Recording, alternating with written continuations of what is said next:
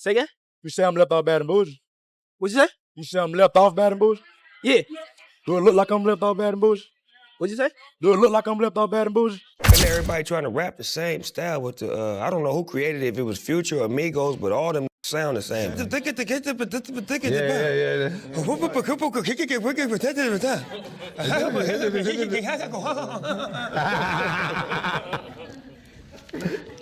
had me in the studio one night trying to do that shit. I'm like, man, cut this shit off.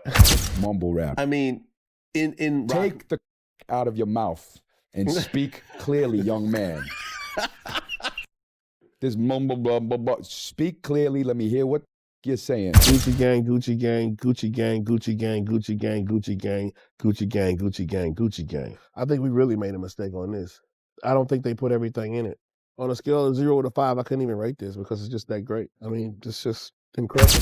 Hip-hop has always been rooted in raw skill and lyrical talent.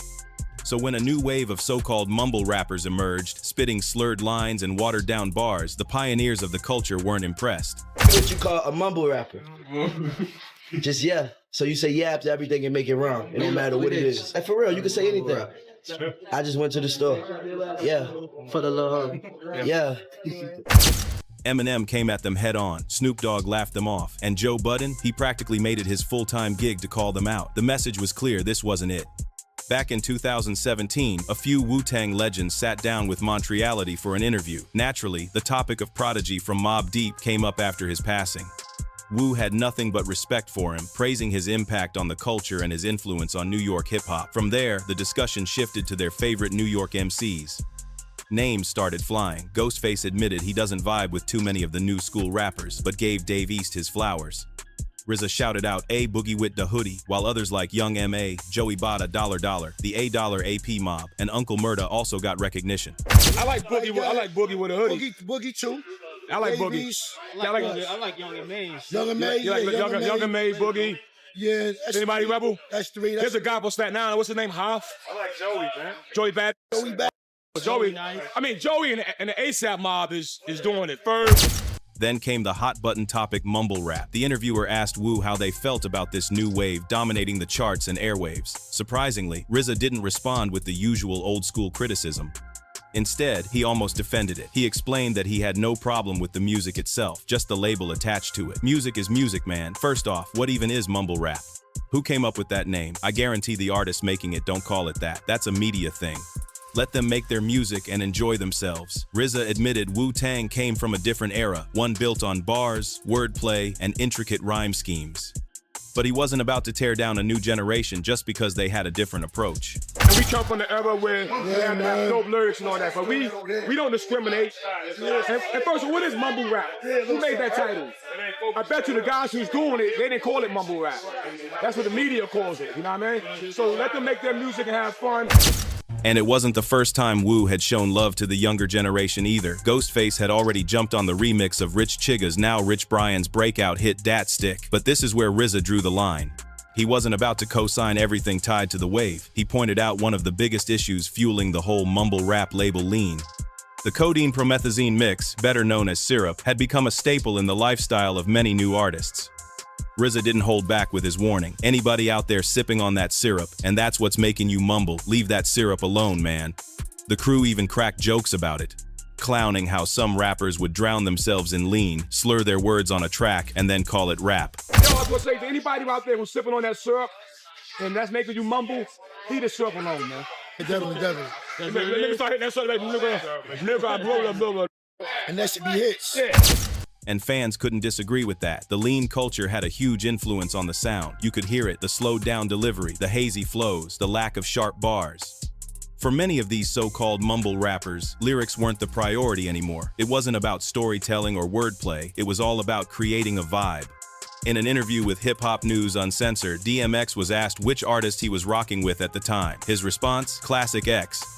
He admitted he wasn't really feeling anybody because, truth be told, he wasn't listening to anybody new. X already had the artists he respected: Nas, Scarface, T.I., and a select few who had earned their spot through years of consistency and meaningful music. I'm not saying that anybody's not worth me feeling. I'm just not listening anymore. I mean, who I've been with, you know what I'm saying? Nas, Scarface. You know what I'm saying? Boss. You know what I'm saying? T.I.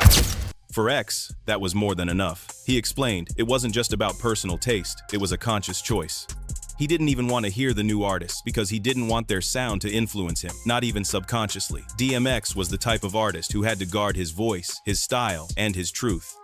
The last thing he wanted was to water it down by absorbing trends that didn't reflect what he stood for. I don't even know what's going on in terms of what they're putting out. You know what I'm saying? I just know that it ain't me.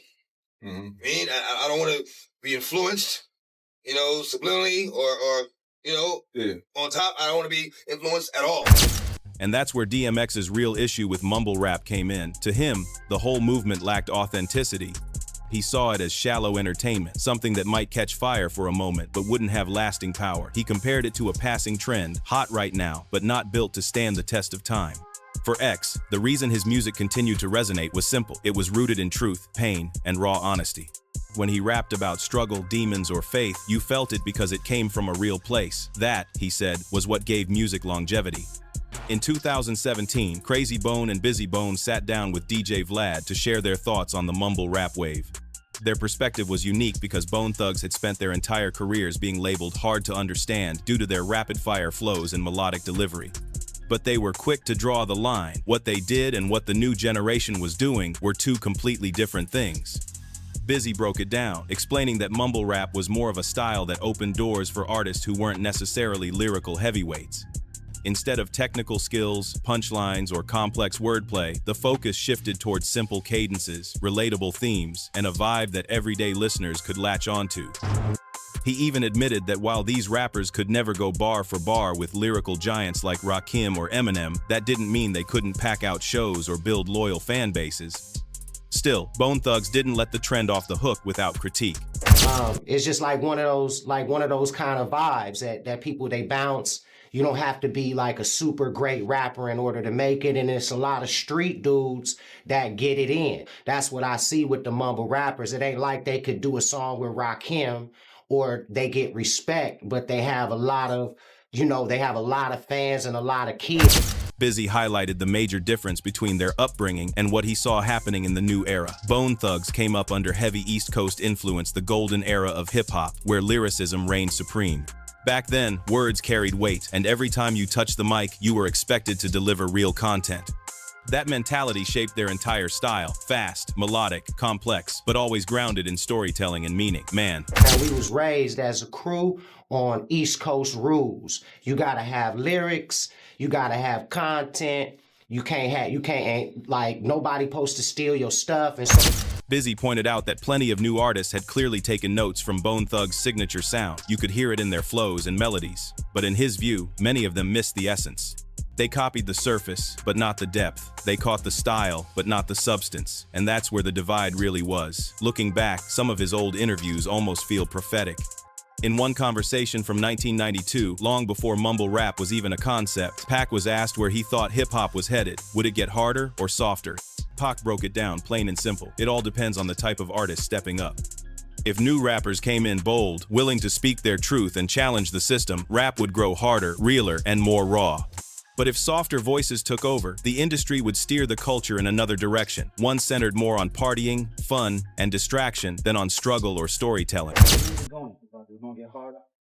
I don't know. It depends on balls. It's got big nuts like me, it's going to get way harder. But it's got little nuts, it's going to start getting back to a different type of... He even admitted there's nothing inherently wrong with that kind of rap. If an artist genuinely wants to make party-driven, lightweight music, that's their choice. But here's the issue. When the industry and fans start labeling that as hardcore, that's when the culture begins to lose its foundation. Looking back, Pac's words feel almost prophetic. He predicted exactly what we're seeing today with mumble rap. So much of it is built around vibes, ad-libs, and catchy production, but it often lacks storytelling, vivid imagery, emotional honesty, and lyrical depth. Even fans online have picked up on the irony. On Reddit, people constantly ask, what would Pac and Biggie think about mumble rap if they were alive today? The responses are telling. One fan wrote, they'd probably say what I say when I hear it. What the hell is this? What happened to real rap? I'm sure Pac and Biggie would drop some brutal lyrics tearing down these no-talent wannabes for dragging the genre down. Another fan even imagined Pac and Big squashing their old beef just to team up. drop a sequel to hit 'em up, and obliterate the mumble rap movement with the ultimate diss track. For many, mumble rap feels like a major step backward. And it's not just about being a so-called old head, it's about the craft. Hip-hop has always been about skill, storytelling, and lyrical precision. Mumble rap, in their eyes, strips all of that away and replaces it with empty vibes that might be catchy but carry no real weight. Ice-T has echoed this sentiment for years. To him, the problem is that this new wave values sound over substance. It's more about how you say something than what you're actually saying.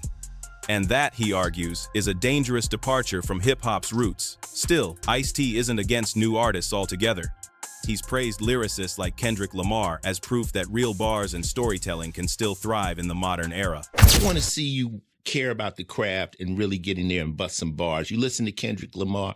How can you hate Kendrick Lamar? He's spitting, he's spitting. Yeah. We just want to hear people rhyme. That's it. That's it. So is that too much to ask? Ice-T put it plainly, all he really wants from artists is a genuine respect for the craft. To him, that's not asking for much, just a little reverence for the art form they're representing. Back in 2017, Raw the Rugged Man sat down with Vlad TV, and the conversation eventually turned to the rise of mumble rap. At the time, the world was buzzing over Migos' hit single Bad and Bougie, especially after Donald Glover, aka Childish Gambino, praised them at the Golden Globes. Calling Migos the Beatles of this generation, that shout-out sent the hype through the roof, but when Vlad asked Raw for his take, he was far from impressed. Raw admitted he hadn't even heard Bad and Bougie, not even as the cultural phenomenon it had become, so Vlad played it for him right then and there. Raw's reaction said it all, he wasn't feeling it. To him, the track sounded almost indistinguishable from other material circulating at the time, like Young M.A.'s work. Nothing about it stood out. And later on, he said that the Migos are this generation's Beatles. Well, I can't critique that because I don't know the Migos music that You've well. never heard a single Migos song? You never heard a song Versace with Drake on it? Bad and Bougie, biggest I heard song? the Beatles. I'm not a big Beatles fan either, The Beatles. You've never heard a single Migos song? I've never heard the Migos. I heard the Beatles. They play it since I'm born, Then he didn't hold back. Raw the Rugged Man slammed mumble rappers in the bluntest way possible, saying, "Take the O out of your mouth and speak clearly, young man." Mumble rapping. Mumble rap. I mean, in rock... Take the out of your mouth and speak clearly, young man. This mumble, blah, blah, blah. Speak clearly. Let me hear what you're saying. What Raw was really expressing mirrored what many hip-hop purists had long been saying. Clarity, articulation, and sharp lyricism were once non-negotiable pillars of rap. To hear a style where words were drowned in slurs and vibes was jarring, unacceptable to someone like him. Essentially, he was giving voice to frustrations that hip-hop legends had been voicing for years. He didn't launch into a long-winded rant about mumble rap, but he delivered a moment that perfectly captured his feelings. It happened during BET's Rate the Bars segment, where rappers are given lyrics from various artists to read aloud and score. At first, Scarface was enjoying it, reading different bars, smiling, giving credit where it was due. You could see he genuinely respected some of the lyricism. Then came the curveball, Gucci Gang by Lil Pump. The page in front of him was basically the phrase Gucci Gang, repeated endlessly, with almost nothing in between. Scarface looked stunned.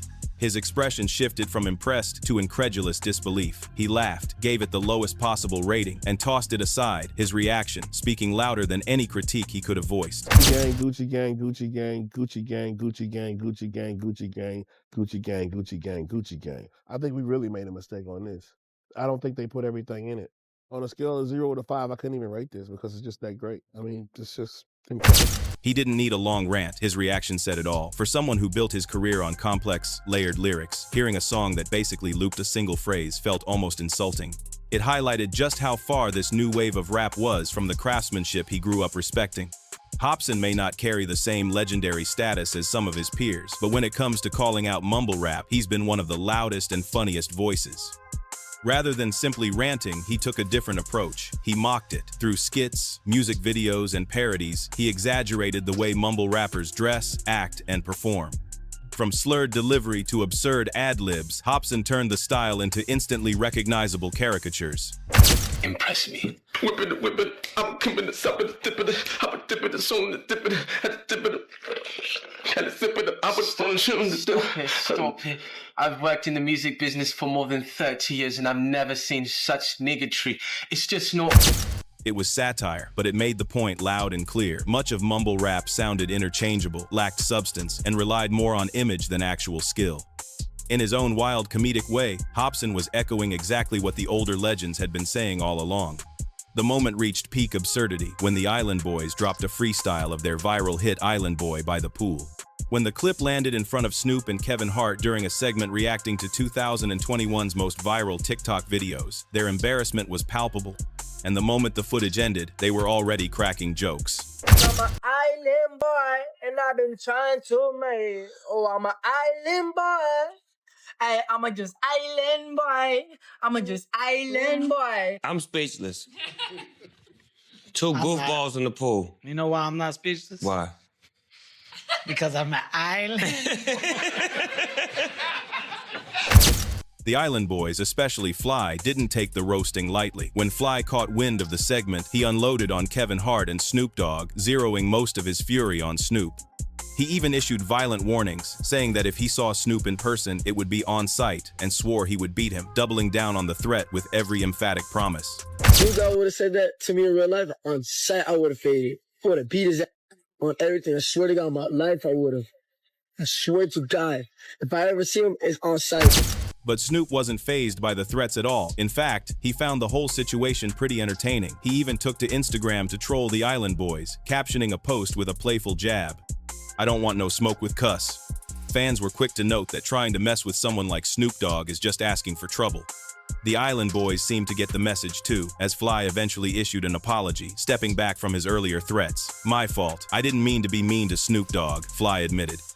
"All love, Snoop Dogg. He's an inspiration. I just felt like he put me down a bit with the way he was talking about me. At the end of the day, I'm human, and I feel like he tested me."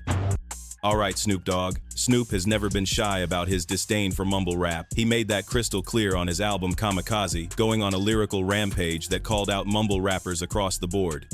From taking subtle shots at Lil Yachty, I can see why people like Lil Yachty, but not me though. It just ain't for me, to mockingly interpolating Migos' hit Bad and Bougie.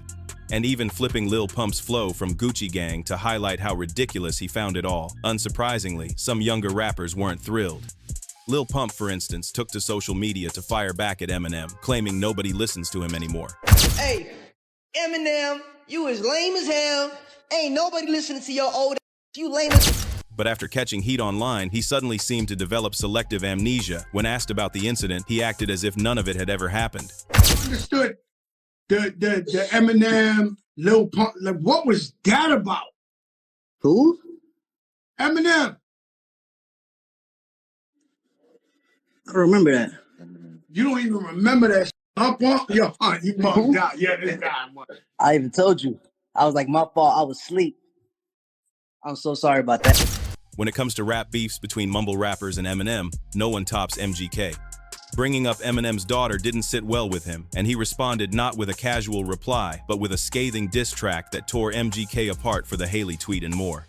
Next time you don't gotta use Tech 9 if you wanna come at me with a submachine gun, and I'm talking to you, but you already know who the fuck you are, Kelly.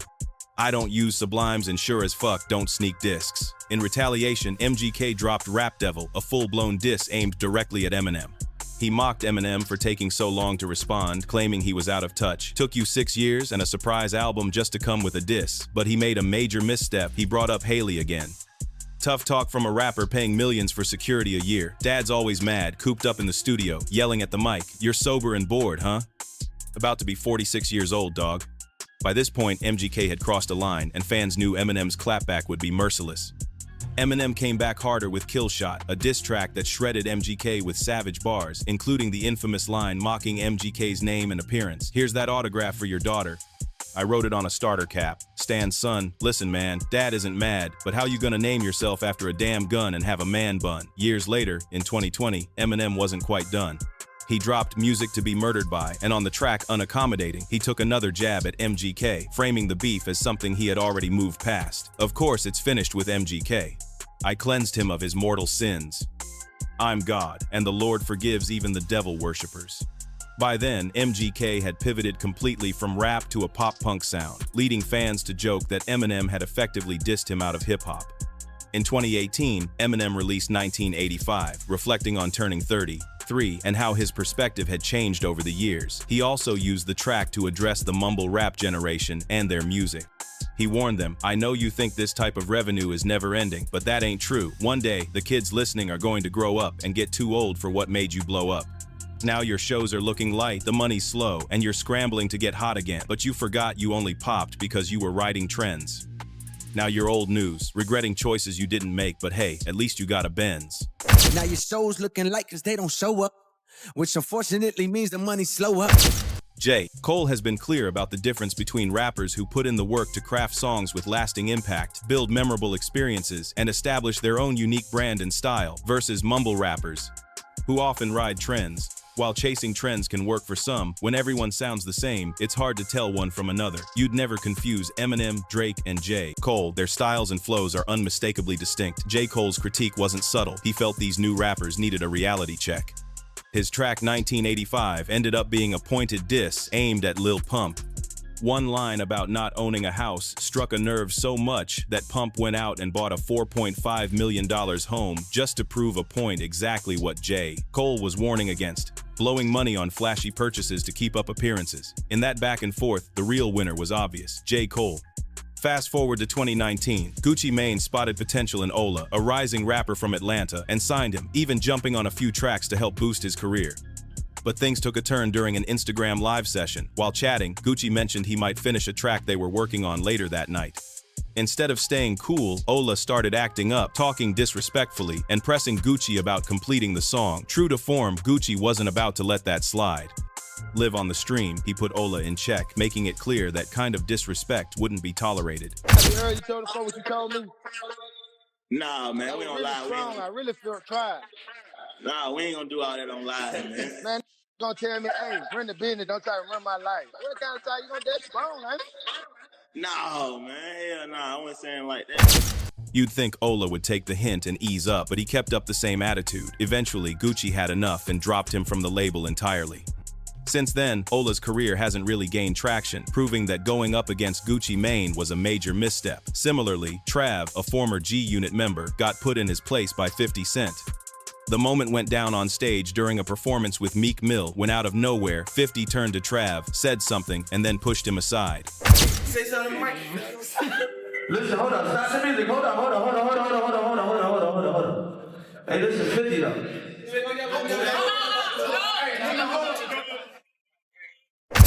The tension was palpable. 50 wasn't messing around. Meek Mill and others on stage quickly stepped in to calm things down, with Meek even stressing that he and Trav were like family. Thankfully, the situation didn't escalate further, but it was a clear reminder: 50 Cent isn't someone you want to test. On another occasion, 50 was having dinner with Nicki Nicole, just minding his business, when an up-and-coming rapper ran up to him, upset that 50 hadn't listened to his music. Things quickly got heated as the rapper squared up, asking if 50 was going to hit him. He kept pressing, demanding that 50 check out his Instagram. When 50 remained uninterested, the rapper accused him of being unfair. But look me in my IG at least. Look at my IG at least. That's a, hear me, go ahead, go fight. I don't care the tape, man. No, I don't care about camera. The entire incident was caught on camera, with the rapper's friend filming, clearly hoping to create a viral moment. 50 quickly put the guy in his place, making it clear that aggressive antics wouldn't get him anywhere. No punches were thrown, but the clip still went viral. The rapper later tried to capitalize on the attention, posting an Instagram video challenging 50 to a fight in a bid to promote his music. He sparked even more controversy when he had the audacity to call Tupac's music boring in an interview. To top it off, he rated Pac a mere 2 out of 10 on what he called a clout meter. The boring music. Clout is basically a measure of someone's influence, or cool factor, and it was clear that disrespecting Tupac didn't sit well with anyone who values hip-hop history. Twitter erupted, with people from all generations piling on to roast him. One tweet summed it up perfectly: people shouldn't be shocked about Lil Xan disrespecting Tupac. You all have enabled these little culture vultures to get way too comfortable, to the point where they can be as disrespectful as they want. Another user didn't hold back, this coming from a rapper named after a drug. Tupac was a poet studied in university courses, something you'll never know or have. Even Waka Flocka Flame chimed in, saying Xan was banned from hip-hop, a sentiment T fully co-signed. Realizing he'd seriously messed up, Lil Xan tried to make amends by performing Tupac's iconic California Love at one of his shows. But by then, the damage was done, fans weren't buying it, and the backlash kept rolling. Things escalated further when Xan nearly got into a shootout in downtown Los Angeles. He and his girlfriend, Annie Smith, were at a gas station when someone recognized him and brought up the Tupac comments. Hey, homie, yeah, that's why, yeah. Xan didn't say much at the moment, but later took to Instagram to admit he had pulled out a gun to protect himself. He insisted the media would twist the gas station incident. I was about to be attacked and had to defend myself. F all you old heads, still talking about that Tupac-ish. Live your own life and stop picking on a kid. A week later, in an interview, Xan tried to backtrack further, claiming, "I never dissed Tupac." They edited the clip to make it look like I hate all old-school hip-hop. Nothing wrong against Tupac. I never dissed him because they edited the clip to make it look like I hate all old school hip-hop. By that point, it was too late. He had already secured his reputation as one of the most disrespectful newcomers in the industry. Meanwhile, Osiris, known for his catchy tracks, began gaining a reputation for owing money to other rappers. In late 2021, a video surfaced showing Drake physically confronting Osiris on a basketball court.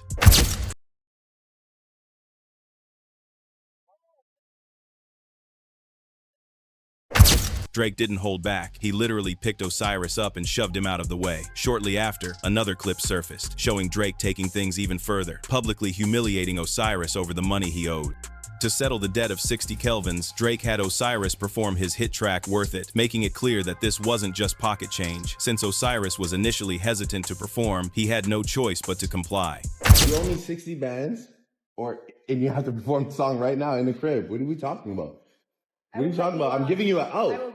I'm not Baby. I'm not Boosie. You don't owe me no 2 rags, 5 rags. You owe me 60 bands. I'm playing the song right now. You ready? I'm serious. You just gotta be ready. Oh, again. All these money troubles seemed to leave Osiris isolated in the rap scene. By October 2022, he went live on Instagram, revealing that he wasn't connecting with Drake or anyone else in the industry anymore. Fans were alarmed as Osiris broke down in tears, expressing how betrayed he felt and claiming that everyone, especially Drake, had been fake to him. Y'all keep using that Drake shit, huh? Drake don't fuck with me either. Me and Drake don't talk. Me and the baby don't talk. Nobody in the Osiris. So you tell me why should I keep living? I don't get it. Why y'all saying y'all would tell me all the time, but I'm giving y'all explanation. Hopefully, Osiris is in a better place now, having paid off most of his debts to other rappers. Drop your thoughts in the comments, and don't forget to like, share, and subscribe for more.